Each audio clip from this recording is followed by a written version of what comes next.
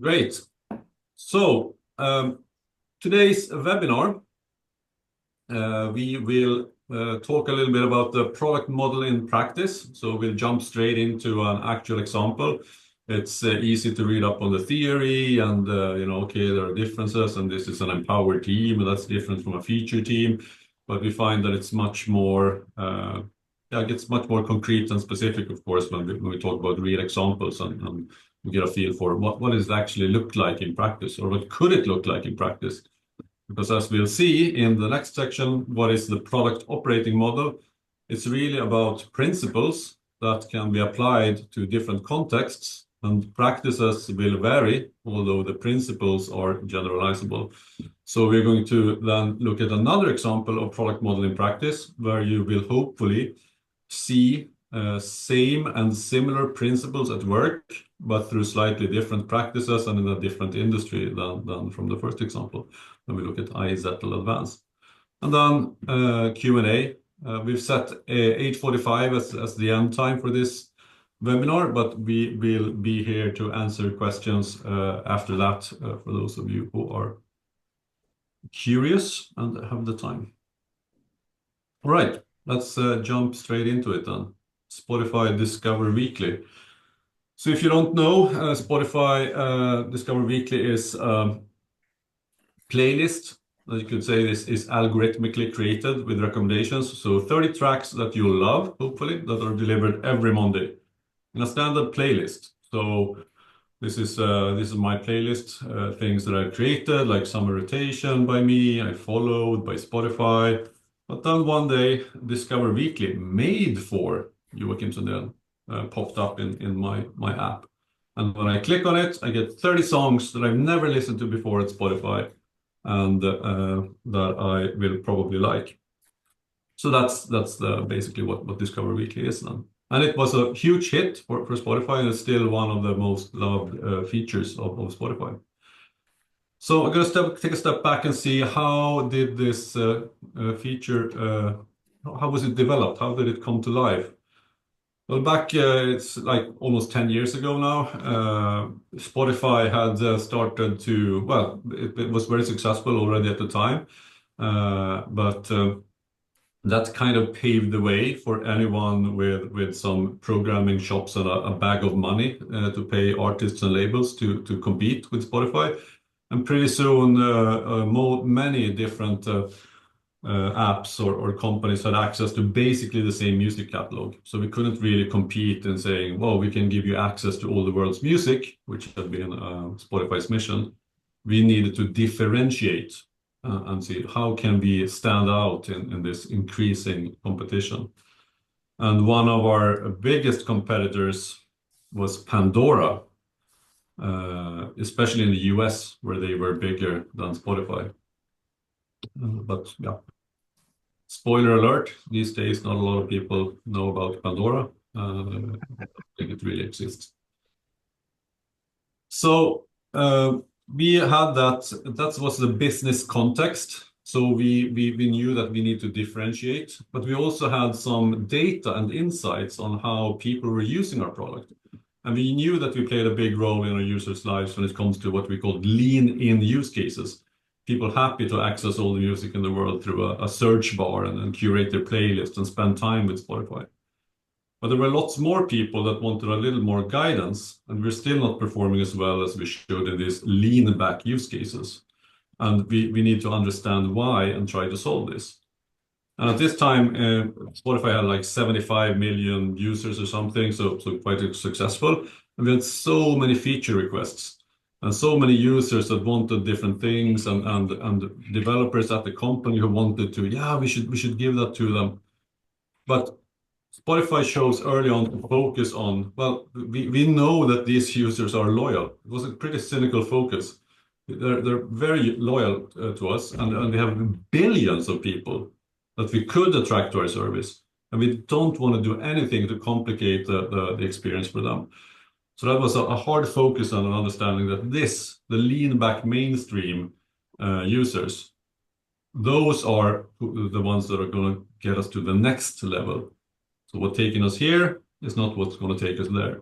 So that was a strategic insight and focus on these lean back users. How can we get them to engage more?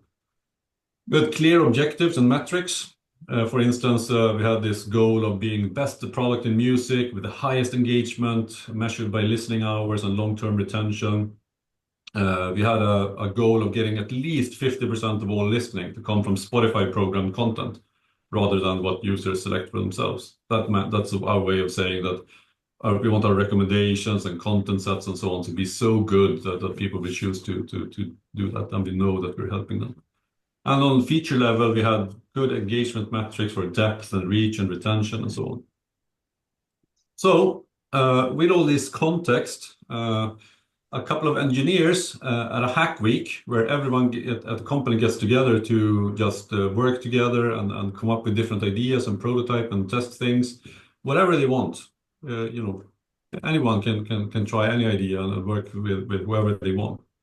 So a couple of engineers they came up with this idea in the hack week. It turned out a very successful prototype in using recommendations.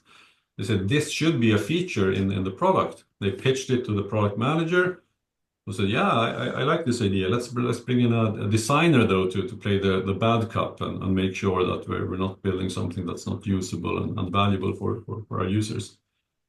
And the designer was skeptical of this playlist because it was not that long ago that that Apple Music had put a U2 album in every user's library. And they got a huge backlash for that. People were super upset. It's like, oh, it's as if I was coming down into my kitchen to have breakfast in the morning, and there's Bono sitting in his underwear eating my breakfast. It's a violation. So it was a huge thing, and a lot of people were against doing this. And the management and designers had this belief that we think that actually we have to come up with a simpler new UI feature. That's how we will attract these lean-back users. We can't mess with the playlist. But they saw that, well, this is such an easy opportunity. We already have everything. We have the data. We have this user interface that everyone gets, and it's so intuitive. We have the algorithms in place already. It's just that we haven't gotten them to perform. It's been too much friction. But if we combine these different things, we can have a killer feature in our hands. So it was really nothing new. And as Steve Jobs said, we don't hire all these smart engineers in order to tell them what to build. We hire them to show us what's possible. And this is one of the core things of the product model, the empowered product team. The engineers who are working with the enabling technology every day, they are in a unique position to understand what's just now possible. Because as Henry Ford said, if I would have asked my customers, they would have said faster horses. No one would ask for this, and no one else would be able to see how easy it was to actually try this feature out.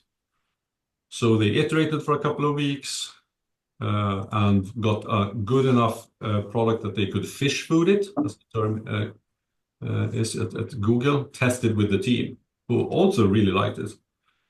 So, okay, what's the next step? Yeah, let's dog food it. Let's test it with the employees. Let's send out an email and put a link to a Google form survey in the playlist description so we can get some qualitative feedback on how people feel about it.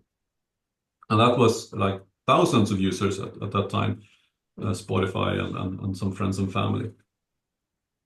Thought it was really awesome. Like, wow, everything is good. It's as if my secret music twin put it together, and really good results in the survey as well.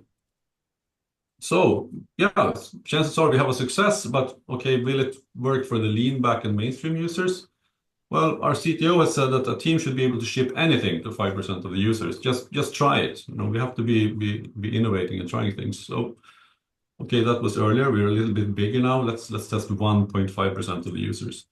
So they rolled it out gradually to a small part of the user base. Watched the data, got really great survey responses, really great metrics. People were engaging, depth, reach, retention. They kept coming back to it. And almost no one mentioned that. It was only 2 or 3 people who mentioned this. Oh, why did you put it in my library? But they were still engaging and using the playlist. So we knew that we can safely ignore that reaction. That's what the data tells us. So we were also looking at real-time social sentiment monitoring, or as we call it, watching the buzz on Twitter. And people were saying like really nice things. It's scary how well it knows me. Like former lover who lived through a near-death experience with me well. I would marry it if it proposed, and I no longer need a musically knowledgeable boyfriend. I can be single forever.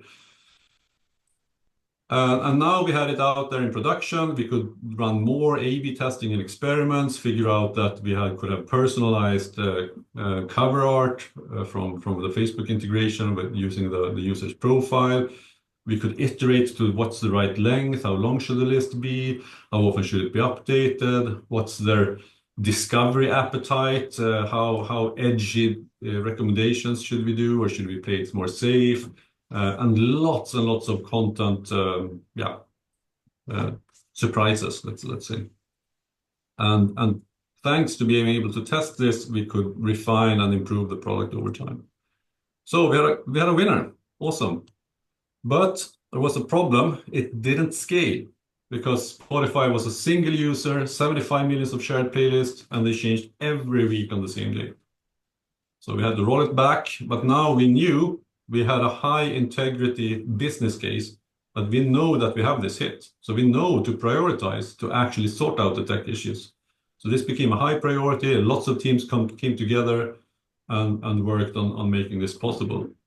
So in just a couple of months, we had new production ready, tweak the packaging, marketing campaigns, gradually rolling it out again, and reaching 1 billion tracks streamed in 10 weeks, like a huge success. And people were taking to Twitter and saying like, "Oh, Monday mornings I take a bath and listen." Got excited and started crying a little because I realized that it's Monday and Spotify is making me a new Discover Weekly. So sad how excited I get. So we accidentally fixed Mondays for a lot of people. And one of early doing the research about these lean back users, what we saw that when the friction became too big for these casual listeners, they kind of resorted back to Pandora, which was our competitor. And I think this is the ultimate evidence then. Tom Conrad, the co-creator of Pandora, went to Twitter and said, "Okay, everyone is right. Discover Weekly is absolutely perfect." So we were really successful in getting these lean back users to not go back to Pandora, but actually saw a feature for them at Spotify. Okay, so that's the story.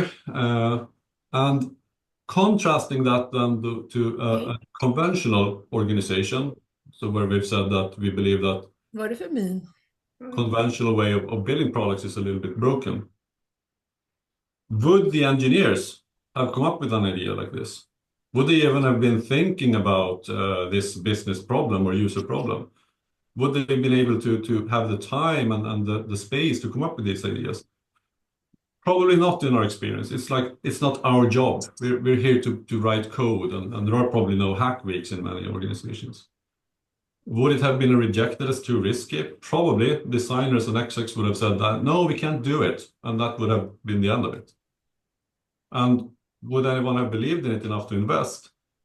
As you can see in our course or in the longer Discover Weekly story that we have on video, we'll show you the resources later. Even the CEO said, "I don't believe in this. I would have killed it if it was up to me." But thankfully, he believed so much in this way of working that he didn't want to micromanage and interfere. So no one would have spent the money on something like this, and because it was too costly to do it at scale.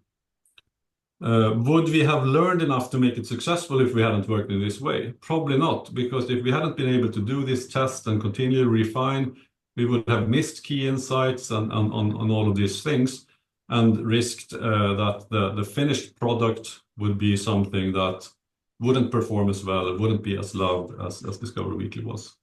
You can even question if Discover Weekly would have even made it out the door in a more conventional organization. So we'll come back to this story and in Q&A as well, but I just want to briefly use this to highlight what the product model is, or take a step back and say, what is the product model and what does it have to do with this story? Well, in short, the product model is a way of organizing and operating a company that enables you to consistently create technology-powered products that customers love yet work for the business. By focusing on, are we actually building things that the customer loves? That's the focus. It, of course, needs to be within the frames set by the business, and it has to work for the business and generate impact and good things. But the focus is really on, can we improve our customers' lives? And we claim that using the product operating model will not guarantee success, but it's all a probability game, and it will increase your chances of having a more methodical, structured, insights-driven, and scientific approach to developing products. Another way of putting it is well, we interchangeably use the product operating model and the product model. The product model is just short for product operating model. And its origin is that it's a set of principles reflecting what some of the best product companies have in common. So it's not something that's not a framework that's theoretically constructed or invented, but it's basically looking at some of the best product companies: Amazon, Google, Netflix, Facebook, Apple, Spotify.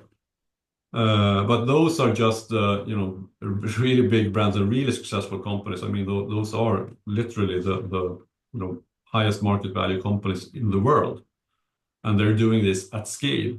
But also many strong product companies like iZettle, Einride, that we heard that Kalle and Johannes have worked at. Many other companies that you don't hear as much about, but that are really successful, use a same or similar approach. And the term was coined by Marty Kagan of Silicon Valley Product Group, who wrote the book Inspired, talking about a lot of these product discovery practices and the way of working like this in a team to constantly learn and validate your ideas and so on. But he found that after years of this book being really successful, why aren't more teams doing it? I mean, it's not like anything that he invented. There are loads of books and about how to do these things, and everyone believes that these are really good practices, but still companies aren't doing it because of lack of empowerment. Teams aren't able to they don't have access to customers and users. They're not empowered to be working in this way. So that's why he wrote that book and now used this definition, the product model. So it's not like we've read Kagan's books and decided to apply it, but he is putting words and describing it, he and Silicon Valley Group, and we really like his description of it, which is basically a difference from most companies in how we build and deploy things, what we would say agile teams, frequently releases, and so on. But also how we solve problems and how we decide which problems to solve. So those are the first one, build and deploy. That's, I would say, old agile or what most of us know and understand. But actually changing how we solve problems and how we decide which problems to solve, that's not as common. And that's what makes these product companies really stand apart. And we've added at Better Product Work two more, or at least one, which is a difference in leading and how we lead and manage teams and people, which also has meanings in a different culture that you will feel through these stories, but we won't be as explicit about today. These are sometimes directly connected to, we call build and deploy things for delivery or product delivery, solving problems for discovery, and deciding which problems to solve, strategy. And then, of course, leadership and culture. And just to really make this concrete to you, I want to contrast using this Discover Weekly example, what they actually mean. What are these differences? Well, as we saw in the Discover Weekly story, in a product model, leadership provides this strategic direction. We have this, the competition, differentiation, but we also have insights and data pointing that the lean back users are the interesting thing. And we really use that to focus and say, these are the important ones, this is not so important. But then leadership also has ideas on how to do this. As I said, the CEO had different ideas and didn't believe in this, but we still trust teams to find the best solution. We also have a metrics-driven focus. We know how to measure and what is important. What are our North Star metrics? And how is what we're doing on a team level connected to that? Engagement, retention, program streams. In a conventional approach of Discover Weekly, it would probably be that leadership picks a high-profile idea, a little bit based on gut feel, or it's my pet project. A senior executive has strong internal politics and really wants his or her idea to come through. Maybe build business case decks to justify this investment, but at a point in time where we can really only guess about the return and the investment size. And then we typically assign a project team to deliver AI-powered music discovery in 12 to 18 months, because we're doing so many things at the same time and we need so many dependent parts of the organization. It typically takes a much longer time to even get something out the door.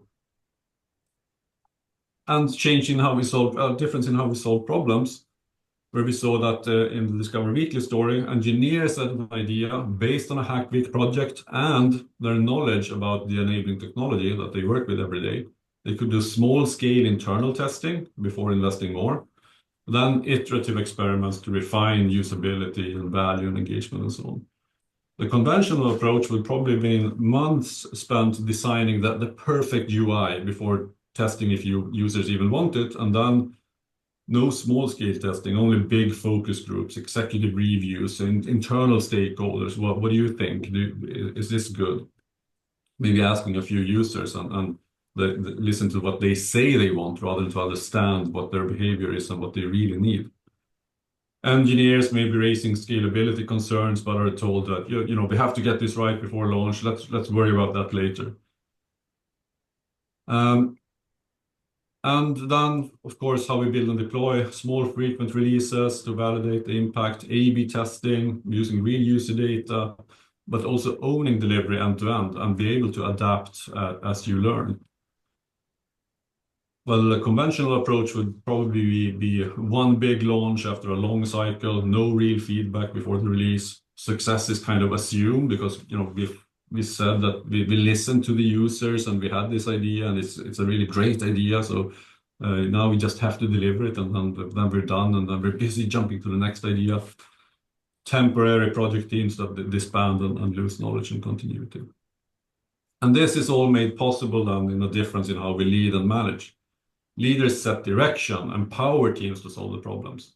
And product leadership focuses on coaching, staffing, developing teams, and not just individuals, but actually focusing on the team as the smallest unit of the organization and how we can get them to perform.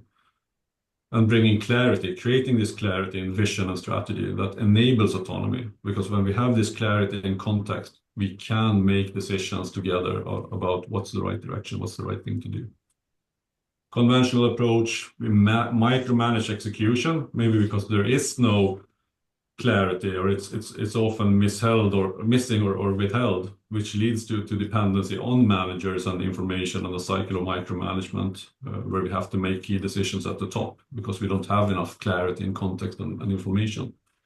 And managers have to focus on oversight and coordinations and getting buy-in from teams rather than involving them in the journey.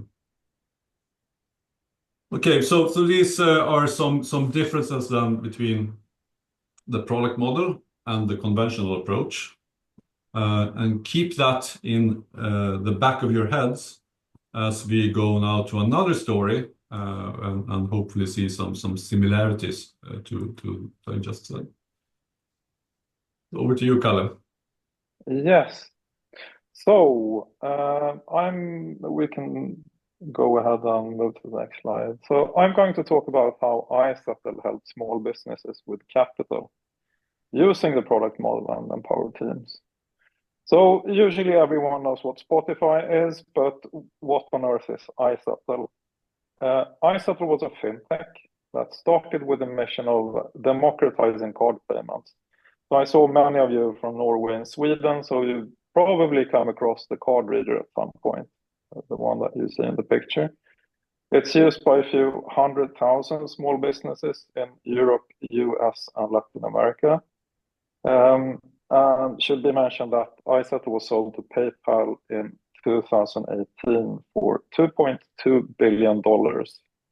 So all the money in the world. Click.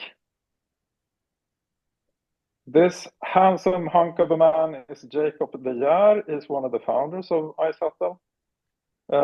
iZettle was founded in 2010, and a few years in, he had started to understand that these small businesses were underserved in more ways than just card payments.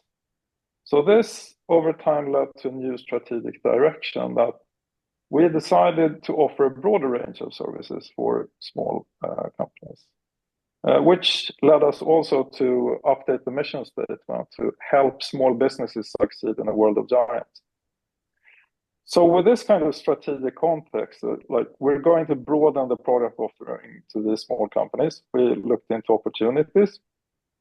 I'm going to talk about how we took one of those opportunities and built a new product that was called iZettle Advanced. So one of the things that customers talked about often was access to capital. Small businesses had a hard time getting business loans to expand their business. So basically, iZettle's leadership team placed a bet, and that's the bet that you see at the top. We can provide easy access to capital for small businesses. So once the bet was placed, the first thing we did was set up a team, just a normal team consisting of a PM, designer, and a few developers. And what stands out here is that the team was not given a feature to build, but owned this problem as it is defined at the top there, and had the autonomy to decide on how to come up with the best solution. What I mean by owning the problem, I usually quote Marty Kagan here. This means taking full responsibility for the product being valuable, that customers will buy it or choose to use it, viable, that it works with the business, usable, that customers can figure out how to use it, and feasible, that we can build it with the time and skills we have.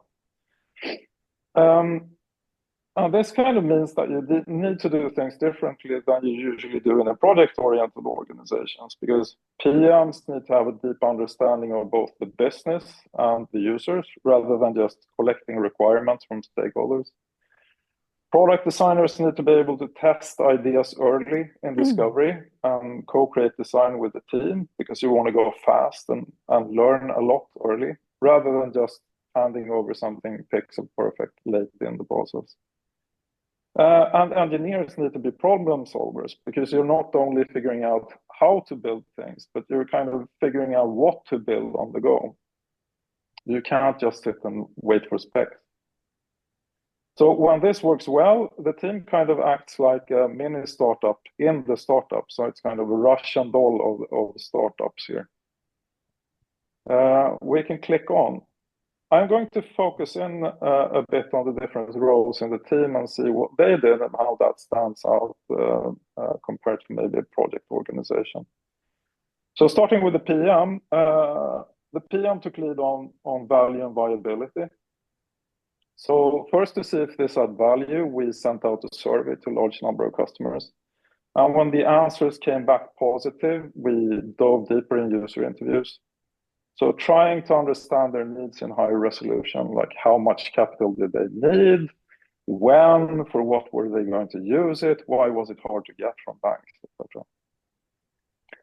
And we could tell from this contact with customers that there was definitely an opportunity here, but we didn't know if there was a viable business model, because financial services are really complex and they're heavily regulated. So we needed to find out not only that we could make money, but also how we could comply with regulations. We did this by just, sitting a few people down in a corner of the office, legal, risk, finance, working together all day, every day, led by the PM. And it turned out that giving a cash advance rather than a loan did not require a bank license. So it worked legally. But then the most dangerous assumption was that, these customers will be able to pay back. We're not just going to give money away from free. So what better way to find out than to actually loan out some money? So we went to Jacob and somehow got the permission to use 1 million SEK just to try and experiment with the credit risk.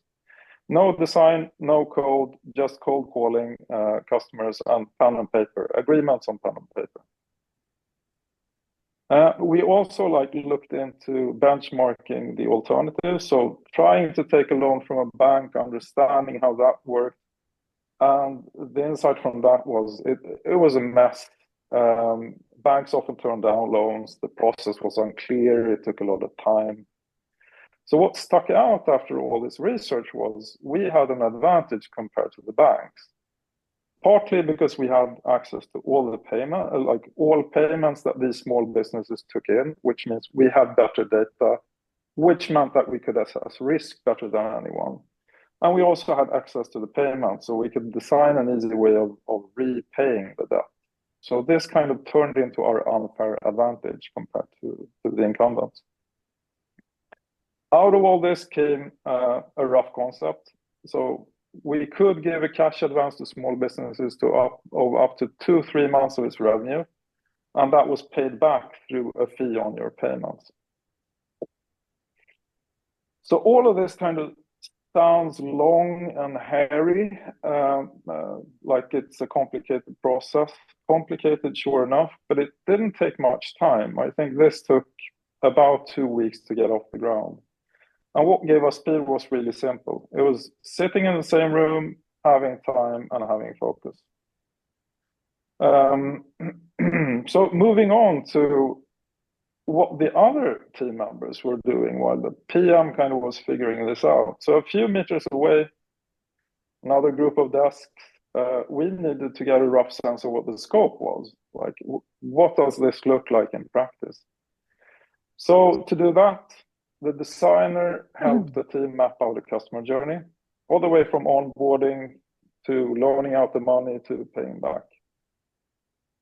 And we knew this was going to be complex internally as well, so we did the same thing for offstage. So sitting down with stakeholders, mapping out on the customer journey, what does customer support need, what does finance need, what does risk need. So once we had a shared understanding of all this, the team knowing exactly what does the rough scope look like, we dove down into the details. So design started creating prototypes of the onboarding flow. So we tested several times a week, discarding a lot of ideas that we were super in love with. Design often ran these tests. PMs and front ends almost always took part.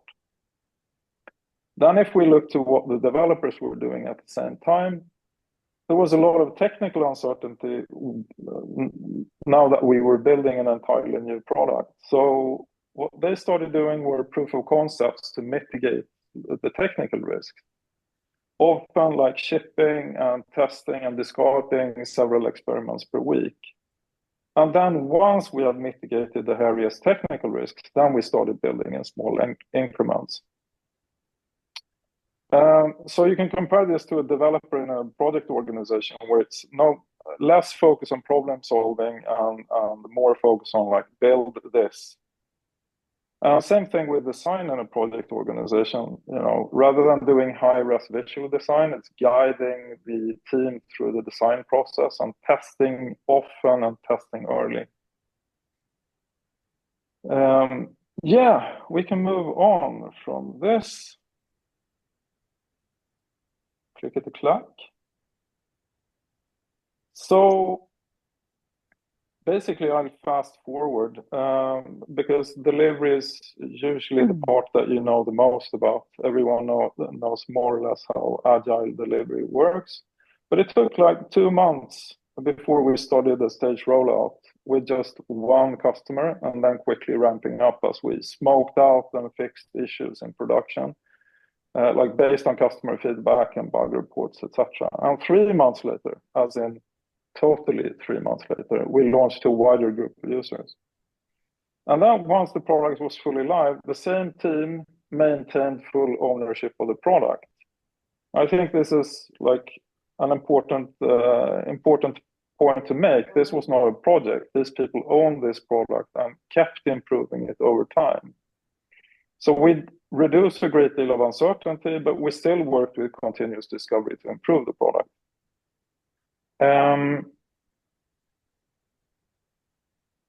You can also like contrast this with a project-oriented organization where you move on as soon as you've shipped, right? You don't have time to see the effect of what you've built or think about how to improve it.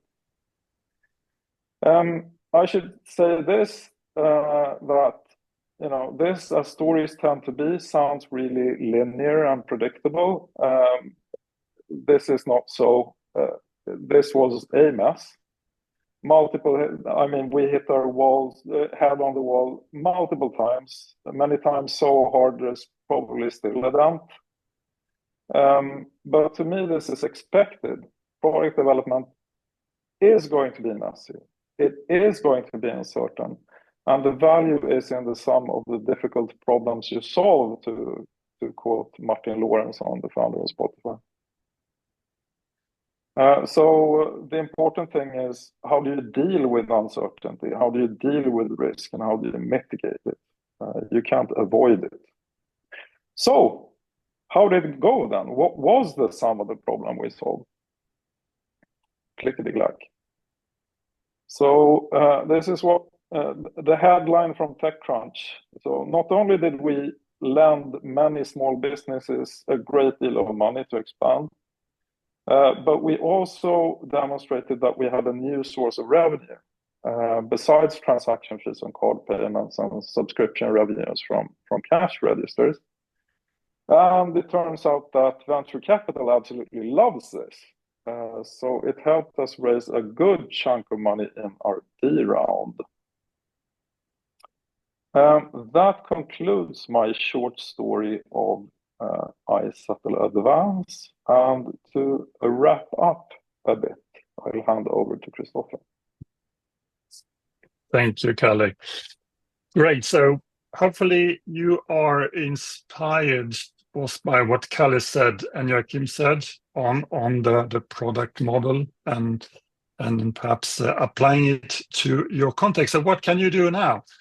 I will show you a couple of things you can do. Obviously, you can always contact us. You can always discuss with us.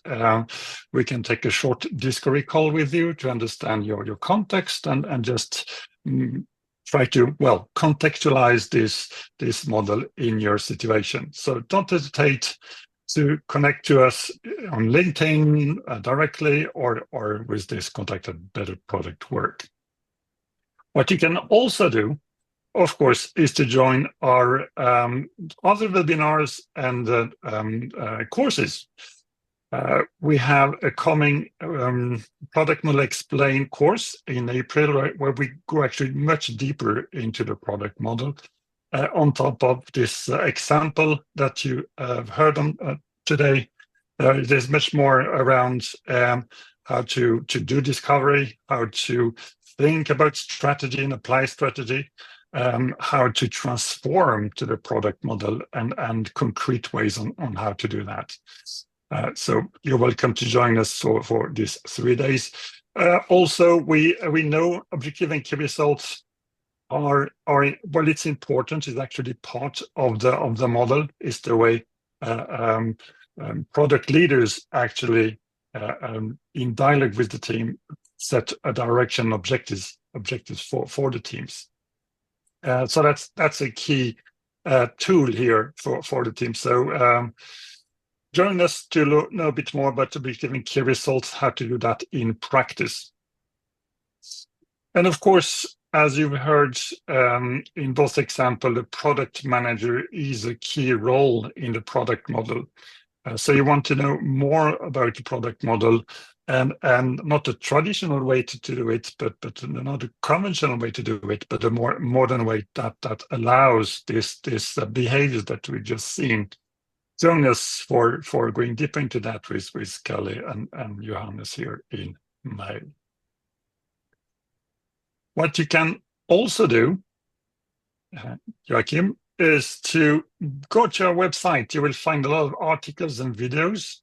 For instance, articles. We'll find a product model at Spotify, an article that Joachim co-wrote with Marty Kagan on because which goes much deeper in the Discovery Weekly example, but also broader than that. You also have the product operating model article that goes and explain exactly these are the different differences, these are the different competencies you need, these are different concepts like the product team, etc., etc. We will, of course, we try to create articles every 2 weeks. So every 2 weeks, we'll find something new here for you to consume. Joachim mentioned videos. You will find a lot of videos here going deeper in all of this, like the Spotify model and other stuff. Great. Now we would like to get a bit more feedback from you. So please try to do that now on how you experienced the product model. We actually done now, so please do that. But then if you stay with us, we'll have a time for some questions and answers and Q&A session together. Great. Oh, look at that. It's high. Awesome. 8.9, 9.1. I like it. Great. It seems that you got inspired. That is excellent. The next question, then it's more some free text. If you have any feedback on your biggest aha moment, biggest takeaway, if anything inspired you or you got, so to say, shocked by, perhaps, given where you're coming from. Great example. Awesome. That makes sense. Yes, that's what we felt too, to try to explain the product operating model from example to see it in practice. Empowerment is key. Yes, that is so important, and that's what's really different from the conventional model. That, of course, is hard to put in place, but that's where we're coming to help you. Is SAFe something you like?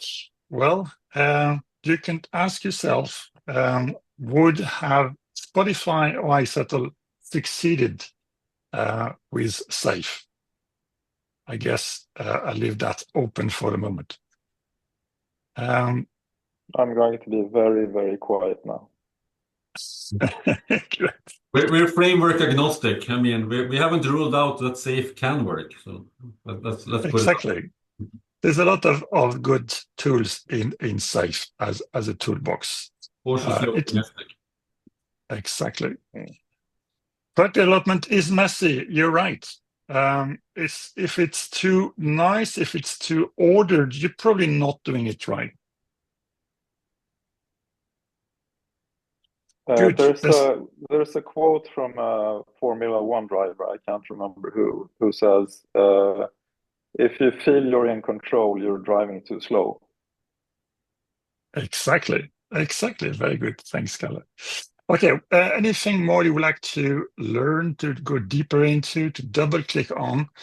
Of course, implementing the model. That's the old how to transform that model. We covered that extensively in our course. Stockholm, but it's a bit surprising. Stockholm, yeah. Sure, we can do that. Perhaps the Stockholm startup scene. That's something that both Johannes and Kalle are very keen on telling us more about, actually. Or if you join us for our in-person course, Product Model Explained in May. No, in April. Then you'll learn more about Stockholm because it's absolutely. Joachim knows all the best restaurants. If you join us, you can go for a nice after work, so to say, with us. Do that. Excellent. So please continue to get your question in the Mentimeter. We can transition to question and answers. So if you have time to stay with us, please do that. And you can ask any question in the chat if you want, or raise your hand, and we'll let you speak, or I will read your questions.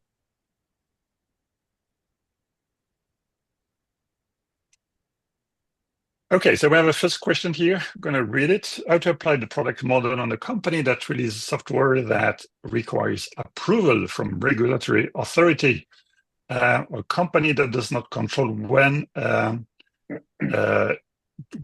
users or the update is done to the user, I guess, and cannot get metrics or data from end users. That's a tricky one. I can have a stab at the first one. I don't think regulatory authority needs to be in the way of working in the way that the product model does. And the reason I can say this is, number one, having worked in fintech, which is very heavily regulated, you need to learn how to deal with regulation, or read regulation the way that the devil reads the Bible. You need to understand how you can keep your way working while still complying with the regulation, and doing the least kind of work you need to comply with regulation. So for fintech, this could be PCI DSS and other regulations where you are actually where people come to check up on you yearly to see if you're following them. Worked perfectly with this way of working. Took time, but we did not compromise on how we worked. I think Johannes might have examples from Enride where we worked with heavy machinery. I can build on that. Sorry, I mean, I think you should probably hustle a bit more than you probably do. It's a bit of an extreme example, but at Enride we built like heavy autonomous trucks, and there weren't really regulation for that use case. So what we did was, form a very like a collaboration with the authority that kind of handled that regulation, and I kind of developed the regulations as we developed the product. And I think that is, really important. You need to do what is necessary to reach the goal of your product. So working together with a regulatory entity is not a bad idea to kind of, shape those relationships and be part of shaping that future, I would say. I don't know if that applies to your context, but you probably need to hustle a bit more than you do. That would be my answer. Sorry. Excellent. Let's see if there's another question. Again, you can write in the chat or just raise your hand. I'll have a stab at the second one while we get other questions, like companies do not control when end users update. I think that's often the case when you have an app as a part of the customer experience. You can't control when people update. Hopefully, you'll at least know what version they sit on. So what version number the majority of your users are currently using. And then my question would be, can you deprecate at some point in time and require users to update? Good. Another question here. Tips and tricks on how to go from feature factory to empowered teams. That's actually, well, there are a lot of stuff you can do. One quick tip from me to do that today is to start to have another language with the leaders or product leaders, the one that actually are giving the team some features to implement, is simply to ask, okay, why is that needed? What is the context of this? When do we know that we have succeeded not only implementing this stuff that is correct, but that is actually fulfilling the needs or the alleviating the pains of the users. So that's a very concrete thing you can do today. And also try in this discussion, try to highlight that, well, this is the hypothesis here. So try to have a language of hypothesis and bets. Basically, someone is making a bet that this will improve something. And you will see that when you start using that language, it will open new possibilities with well, stakeholders and whoever is asking that to be implemented. So a quick tip from me. Anything else from the team? Bringing it back to what Kalle and Johannes said to the last question, it's where we need to work closely with the compliance team and with the regulatory authorities. Yeah, we also have to work closely with if you have a division between business and IT, start working more closely together instead of shift from build this to how can we solve this problem. Or at least start to talk about, okay, we need to build this. Okay, but why? How problem are we solving? What do we expect to see when we succeed with this? Because if you start to reframe that and think about it, even if you don't change anything else, then it will become natural to at a later point say, okay, what did we actually say in the beginning? Do we now know what did the customers say? What did change?